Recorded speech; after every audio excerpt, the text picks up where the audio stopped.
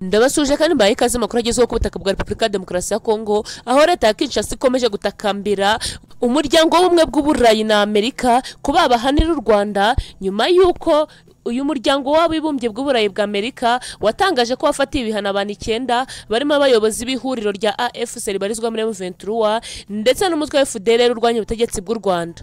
Ni mu gihe ku rundi ruhande mu gihugu cya Uganda abagerageje gukora imyigaragambyo muri Uganda babigiriye mu bubabare bukabije. Mwamaze kubyumva ko twinjiye mu nkuru zikomeye ku mutekano, politiki na diplomasi, twibanda cyane ku butaka bwa Repubulika ya Demokarasi ya Kongo. Kubana natwe biroroshye no gukanda subscribe ugakora no kunzogera tukabona amakuru atandukanye tuba twabateguriye. Mbahaye ikaze. Leta ya Kinshasa yatakambiye umuryango w'ubumwe bw'Uburayi na Amerika ngo bahane igihugu cy'u Rwanda. Nibikubiye mu itangazo ryashyizwe hanze na Minisitiri y'Itumanaho n'itangazamakuru muri Repubulika ya Demokarasi ya Kongo, aho rigaragaza ko iki gihugu cyishimiye ibihano umuryango w'ubumwe bw'Uburayi na Amerika byahanye abarimo Colonel Nanga usanzwe ari umuhuzabikorwa y'ihuriro rya AFC ribarizwa muri M23, rinasaba ko kandi bahana n'u Rwanda. Iri tangazo ryasohotse ku mugoroba w'ejo hashize tariki 20 z'ukwezi kwa karindwi, rigira riti leta ya Kinshasa yishimiye amezwa ry'ibi bihano byafashwe bigamije kurwanya kudahanwa kw'ibyaha mpuzamahanga byakorewe abaturage bayo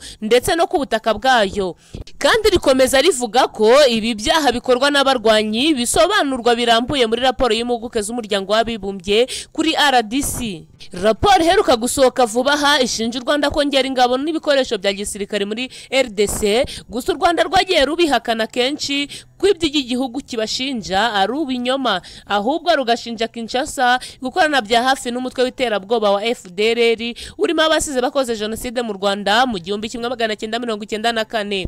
Kongo Kinshasa ikaba yabwiye Leta Zunze Ubumwe za Amerika n'umuryango w'ubumwe bw'Uburayi gukora ibishoboka byose bagafatira ibihano abayobozi b'u Rwanda bagize uruhare mu kuyobora ibikorwa byo guhungabanya umutekano w'uburasirazuba bw'iki gihugu. Ati ibi bihano ni ngombwa mu rwego rwo gushyira iherezo ku ihonyora ry'amategeko mpuzamahanga rikomeje kubaho mu rwego rwo kudahana ndetse no guteza imbere umwuka wafasha kuzana ibisubizo birambye ku makimbirane akunze kugaragara mu karere k'ibiyaga bigari.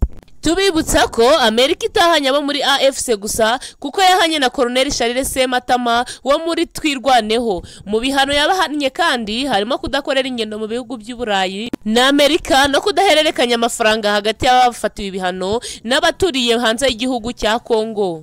Ku rundi ruhande kandi abagerageje gukora imyigaragambyo mu gihugu cya Uganda babigiriyemo ububabare bukaze. Abarenga 100 mu barimo bakora imyigaragambyo mu gihugu cya Uganda, polisi yo muri icyo gihugu yatangaje ko yamaze kubata muri yombi barimo n'abateguye n'abitabiriye.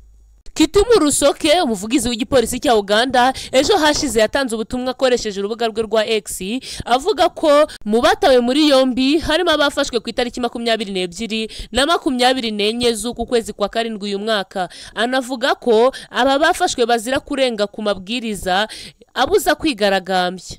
Ati muri rusange abantu 104 bafunzwe hagati ya tariki 22 na 24, 100 muri bo bajyanwe mu rukiko. Umunsi imyigaragambyo nyirizina iba ku itariki 23 z'ukwezi kwa karindwi, abagera kuri 75 nibo bajyanwe mu rukiko nk'uko umuvugizi wa polisi yakomeje abivuga, ndetse kandi kumwe muri bo agumishwa muri gereza.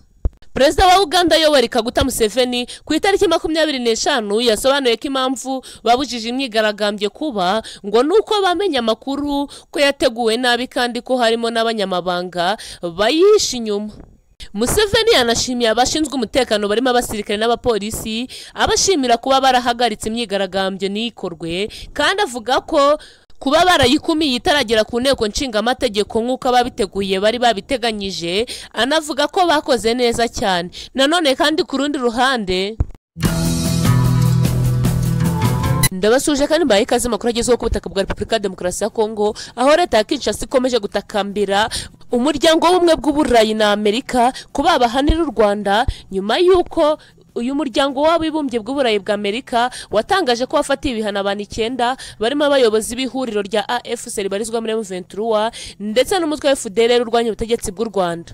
Ni mu gihe ku rundi ruhande mu gihugu cya Uganda abagerageje gukora imyigaragambyo muri Uganda babigiriyemo ububabare bukabije. Mwamaze kubyumva ko twinjiye mu nkuru zikomeye ku mutekano, politiki na diplomasi, twibanda cyane ku butaka bwa Repubulika ya Demokarasi ya Kongo. Kubana natwe biroroshye no gukanda subscribe ugakora no kunzogera, tukabona amakuru atandukanye tuba twabateguriye. Mbahaye ikaze. Leta ya Kinshasa yatakambiye umuryango w'ubumwe bw'uburayi na Amerika ngo bahane igihugu cy'u Rwanda. Ni ibikubiye mu itangazo ryashyizwe hanze na Minisitiri y'itumanaho n'itangazamakuru muri Repubulika ya Demokarasi ya Kongo, aho rigaragaza ko iki gihugu cyishimiye ibihano umuryango w'ubumwe bw'uburayi na Amerika byahanye abarimo Colonel Nanga usanzwe ari umuhuzabikorwa y'ihuriro rya AFC ribarizwamo na M23, rinasaba ko kandi bahana n'u Rwanda. Iri tangazo ryasohotse ku mugoroba w'ejo hashize tariki 27 z'ukwezi kwa karindwi, rigira riti: Leta ya Kinshasa yishimiye amezwa ry'ibi bihano byafashwe bigamije kurwanya kudahanwa kw'ibyaha mpuzamahanga byakorewe abaturage bayo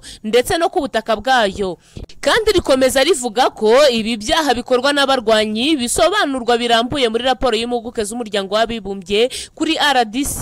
Raporo iheruka gusohoka vuba aha ishinja u Rwanda kongera ingabo n'ibikoresho bya gisirikare muri RDC, gusa u Rwanda rwagiye rubihakana kenshi kw'ibyo igihugu kibashinja ari ubinyoma, ahubwo rugashinja Kinshasa gukorana bya hafi n'umutwe w'iterabwoba wa FDLR urimo abasize bakoze jenoside mu Rwanda mu 1994.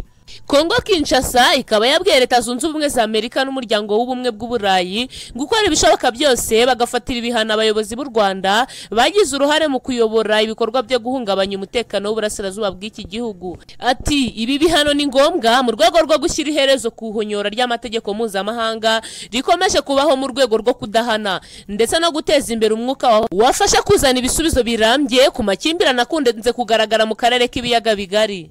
Tubibutsa ko Amerika itahanye abo muri AFC gusa kuko yahanye na Colonel Charles Sematama wo muri Twirwaneho. Mu bihano yabahanye kandi harimo kudakorera ingendo mu bihugu by'uburayi na Amerika no kudahererekanya amafaranga hagati y'abafatiwe ibihano n'abaturiye hanze y'igihugu cya Kongo. Ku rundi ruhande kandi abagerageje gukora imyigaragambyo mu gihugu cya Uganda babigiriyemo ububabare bukaze. Abarenga 100 mu barimo bakora imyigaragambyo mu gihugu cya Uganda, polisi yo muri icyo gihugu yatangaje ko yamaze kubata muri yombi barimo n'abateguye n'abitabiriye.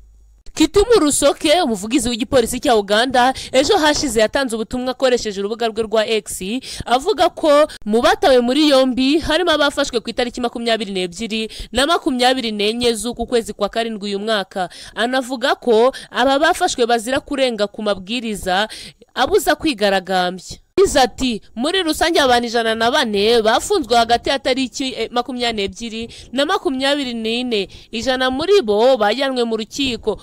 Umunsi imyigaragambyo nyirizina iba ku itariki 23 z'ukwezi kwa karindwi, abagera kuri 75 nibo bajyanwe mu rukiko nk'uko umuvugizi wa polisi yakomeje abivuga, ndetse kandi kumwe muri bo agumishwa muri gereza. Perezida wa Uganda Yoweri Kaguta Museveni ku itariki 25 yasobanuye ko impamvu babujije imyigaragambyo kuba ngo nuko bamenya amakuru ko yateguwe nabi kandi ko harimo n'abanyamabanga bayihisha inyuma.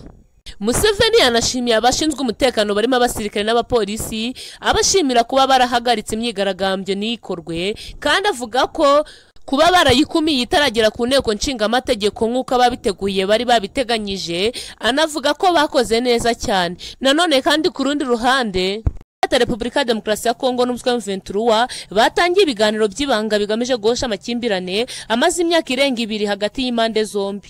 Nanone kandi ku rundi ruhande umutwe wa M23 mu kiganiro wagiranye na Al Jazeera ubwo yabasuragaho bagenzura, umuvugizi wa M23 Lawrence Kanyuka yatanze umucyo ku bibazo bikomeje kwibazwa ku mutwe wa M23 nko kumenya niba ari abanyekongo koko, icyo barwanira, aho bakura inkunga n'ibindi. Mwamaze kubyumva ko twamaze kwinjira mu nkuru zikomeye ku mutekano, politiki na diplomasi, twibanda cyane ku butaka bwa Repubulika ya Demokarasi ya Kongo. Kubana natwe rero biroroshye no gukanda subscribe mugakora no kunzogera, tukabana amakuru atandukanye tuba twabateguriye. Mbahaye ikaze.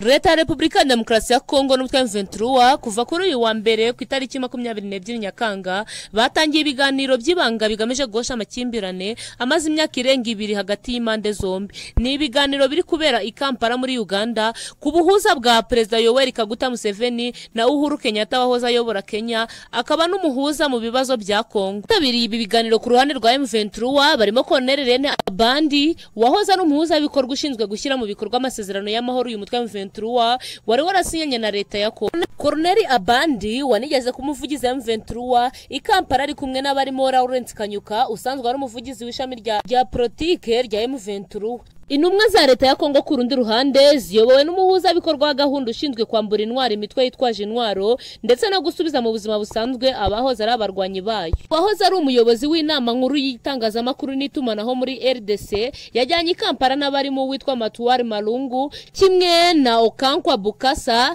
nk'uko bigaragazwa na Ordre de Mission bahawe na Ministre w'intebe wungirije wa RDC akanaba na Ministre w'ingabo ndetse n'abaho